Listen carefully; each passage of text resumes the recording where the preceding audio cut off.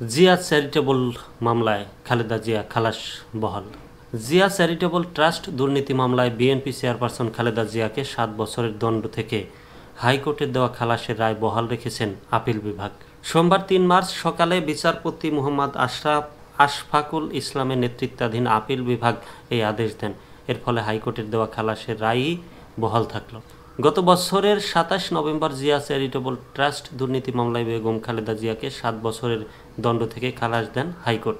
এ রায়ের বিরুদ্ধে আবেদন করে রাষ্ট্রপক্ষ ও দুর্নীতি দমন কমিশন ২০১৮ সালের অক্টোবরে জিয়া চ্যারিটেবল ট্রাস্ট দুর্নীতি মামলায় বিএনপি চেয়ারপারসন বেগম খালেদা জিয়াকে ৭ বছরের সশ্রম কারাদণ্ড দিয়েছিলেন বিশেষ জজ আদালত।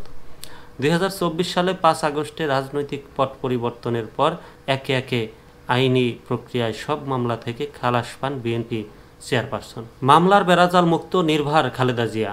আইনি বেড়াজালের শুরুটা ২০০৭ সালে শুরু, জরুরি অবস্থা জারির পর ফখরুদ্দিন সরকারের সময়। এরপর আওয়ামী লীগ শাসনামলের ১৫.৫ বছরে এক দিনের জন্যও এই বেড়াজাল থেকে মুক্ত হতে পারেননি বিএনপির চেয়ারপারসন ও সাবেক প্রধানমন্ত্রী খালেদা জিয়া। অবশেষে আইনি ঝামেলা থেকে অনেকটাই মুক্ত ও নির্ভর হলেন তিনি। আলোচিত নাইকো দুর্নীতি মামলায় বুধবার খালাস পেয়েছেন খালেদা জিয়া। ১৭ বছর আগে এ মামলাটি হয়েছিল ১/১১ তত্ত্বাবধায়ক সরকারের সময়। গণ অভ্যুত্থানের মুখে গত বছরের ৫ আগস্ট ক্ষমতাচ্যুত হয় আওয়ামী লীগ সরকার। পরিবর্তিত পরিস্থিতিতে ৬ মাসের বেশি সময়ে গুরুত্বপূর্ণ আলোচিত ৩টি মামলায় খালাস এবং ৩টি মামলায় অব্যাহতি পেয়েছেন তিনি। এছাড়া রাষ্ট্রদ্রোহ, নাশকতা সহ আরও ২১টি মামলার মধ্যে তিনি খালাস, অব্যাহতি পেয়েছেন। কিছু মামলার কার্যক্রম উচ্চ আদালতের নির্দেশে বাতিল হয়েছে। গত কয়েক বছরে মামলা, কারাবাস, সাজা মওকুফ, উন্নত চিকিৎসার আবেদন, এসব নানা ঘটনার পর বিএনপির চেয়ারপারসন গত ৭ জানুয়ারি লন্ডন যান। তিনি এখন সেখানে চিকিৎসা নিচ্ছেন। মামলার বেড়াজাল মুক্ত হওয়ার এই খবরটি নিঃসন্দেহে তাকে এবং দলকে স্বস্তি দিয়েছে বলে জানান বিএনপির শীর্ষ আইনজীবীরা।